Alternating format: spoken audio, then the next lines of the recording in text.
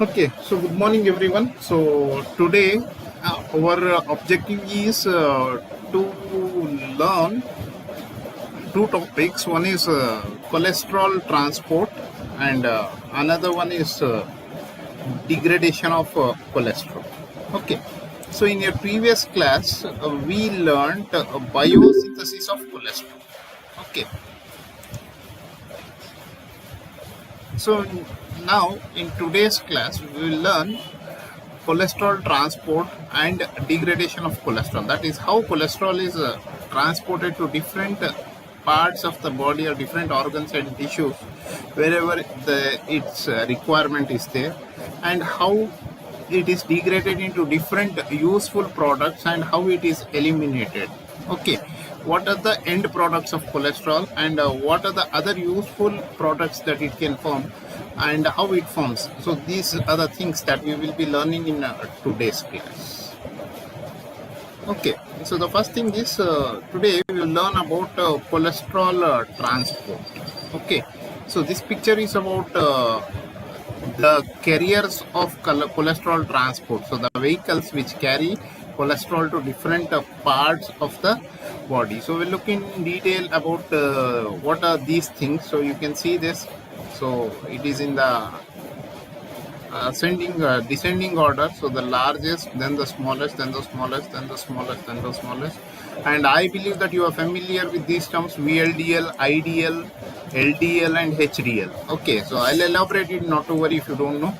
Okay, so these are the things that we will be discussing under cholesterol transport. Okay, what are the objectives of today's class? At the end of this class, the student shall be able to define lipoproteins, define apolipoproteins, the protein part of lipoproteins. So enlist important apolipoproteins, classify lipoproteins, explain a role of different classes of lipoproteins.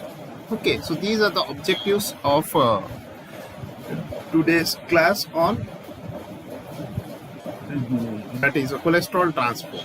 Okay, so the first thing is, so we'll learn about the carriers which carry cholesterol to different parts of the body. Okay, so these carriers are called as lipoproteins. So the lipid carriers. So these are lipid carriers.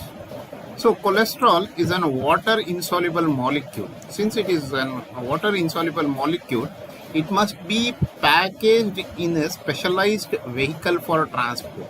Okay, because our membrane and body system contains both water and lipid. Okay, so in some places cholesterol alone can't move around and reach the destination site.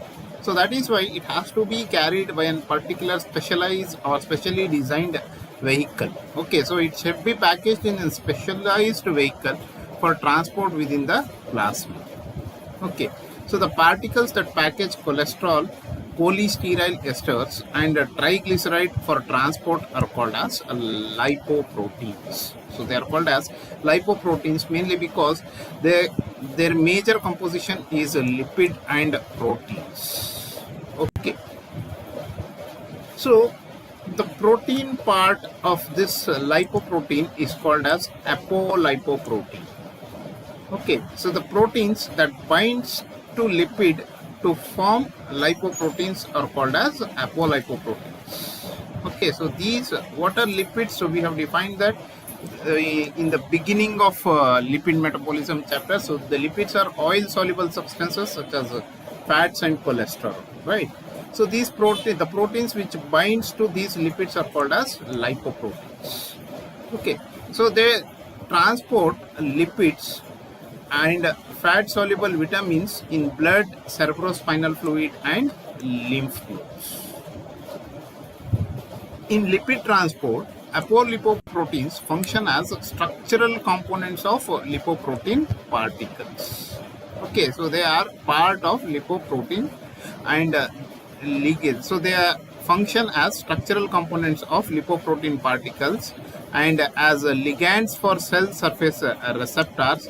That is where they can bind with the surface of the with the receptors on the surface of the cell and initiate a signal or initiate an pharmacological action.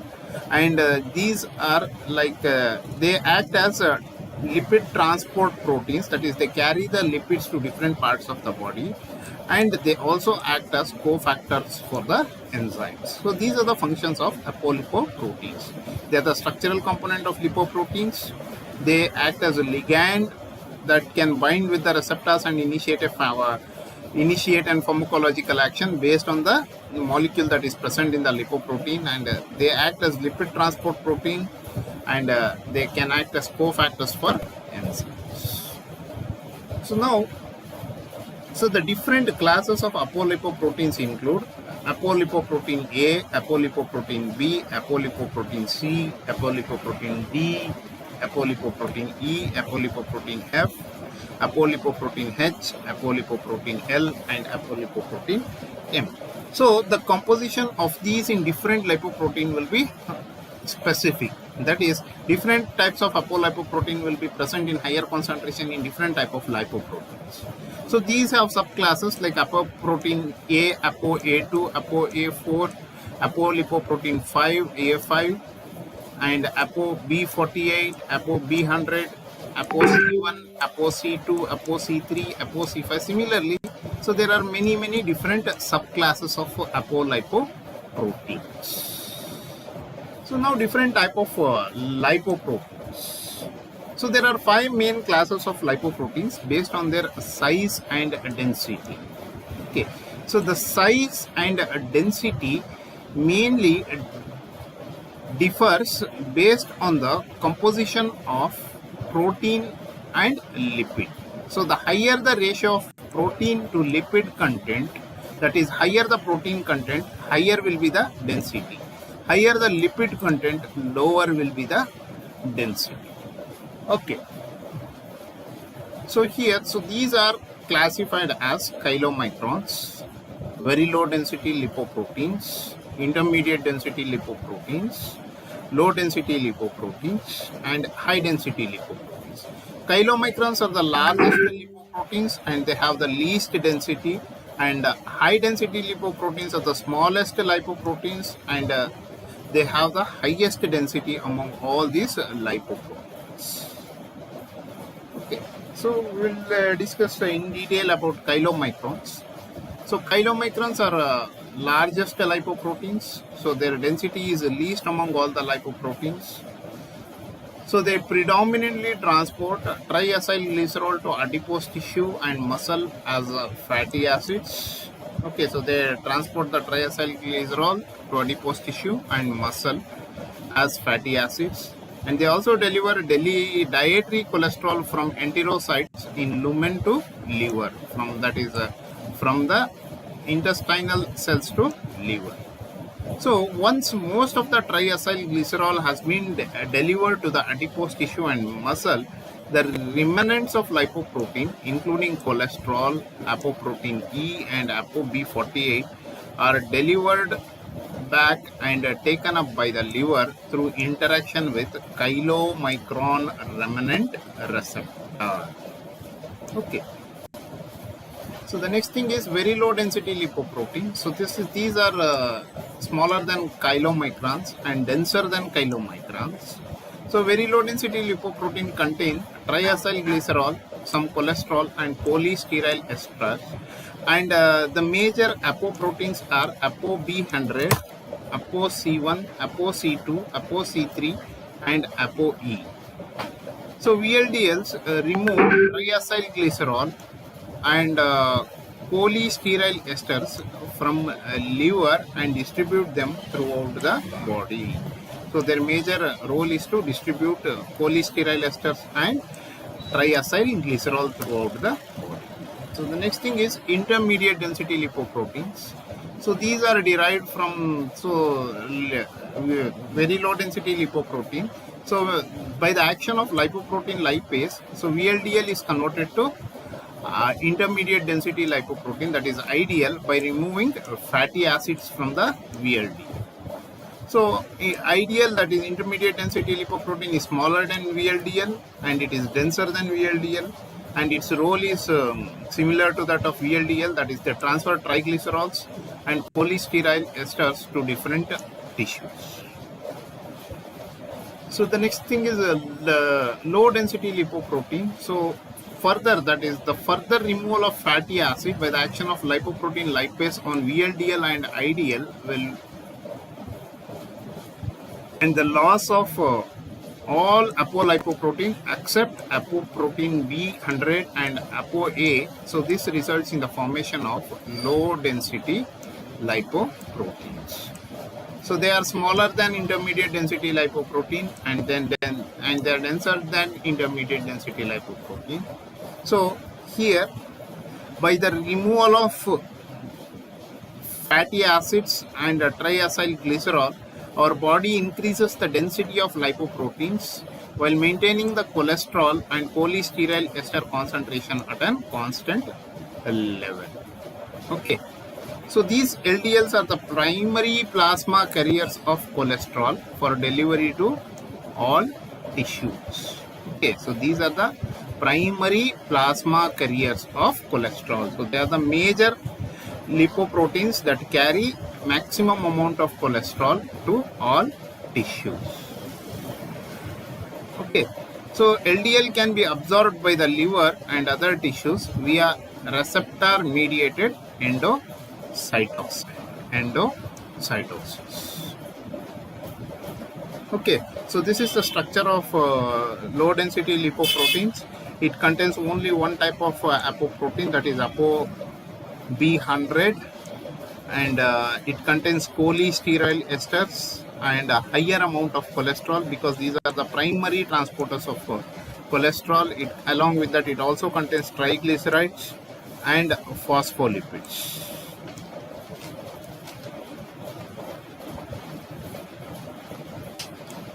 Okay, then further to this, high density lipoproteins, the smallest of the lipoproteins. So these are the smallest of the lipoproteins, and they are most dense. So high density lipoproteins contains several type of apolipoproteins, including ApoA1, ApoA2 and ApoA4, and ApoC1, C2, C3, ApoD and ApoE.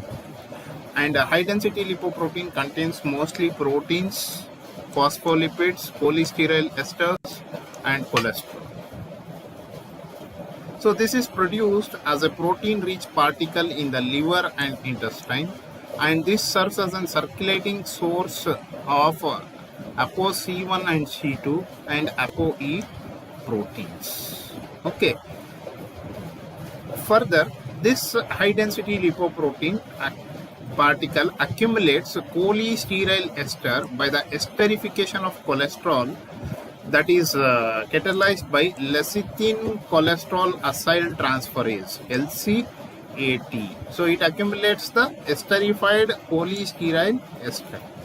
Okay, so this LCAT is activated by ApoA1 on the H, that is present in HDL, and this can acquire cholesterol from cell membrane and can transfer polysteryl ester to very low density lipoprotein and low density lipoprotein by transferase activity of ApoD. Okay, by LCAT transferase activity of ApoD.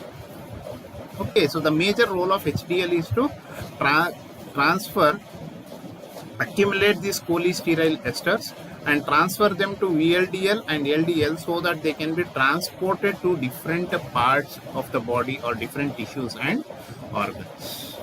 So the HDL, after doing its function, can return to the liver where cholesterol is removed by reverse cholesterol transport. So this serves as a scavenger of free cholesterol, that is, the free cholesterol that will be moving around in the bloodstream. So HDL collects that free cholesterol and carries that to liver where it can be metabolized and excreted. Okay.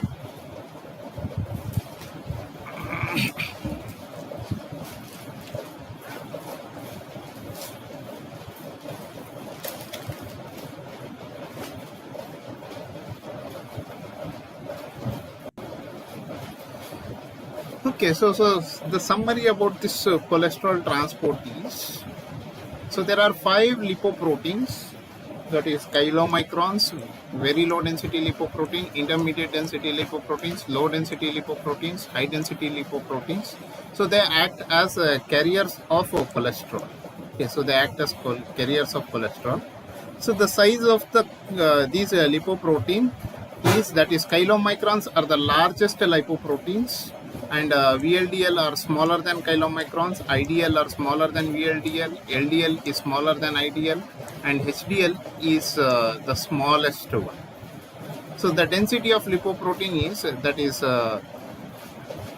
high density lipoprotein is having the highest density, and chylomicrons are having the least density among all the lipoproteins.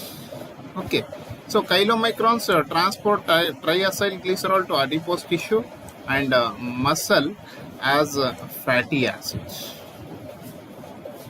Okay, VLDLs remove triacylglycerol and polysteryl esters from the liver and distribute them throughout the body. So they remove the triacylglycerol and polysteryl ester from the liver and they distribute them throughout the body. Okay, IDL transfers the triacylglycerol and polysteryl esters to different tissues. So they function similar to VLDL. So the removal of fatty acid by the action of lipoprotein lipase on VLDL and IDL, and the loss of all lipoproteins except ApoA100 and ApoA results in the formation of LDL. So these LDL are primary plasma carriers of cholesterol for delivery to all tissues. Okay. So the HDL protein accumulates polysteryl esters by esterification of cholesterol by the action of lecithin cholesterol acid transferase, that is LCAT, and then that is distributed to VLDL and LDL that can carry to different parts of the body. Okay, so this is about cholesterol transport.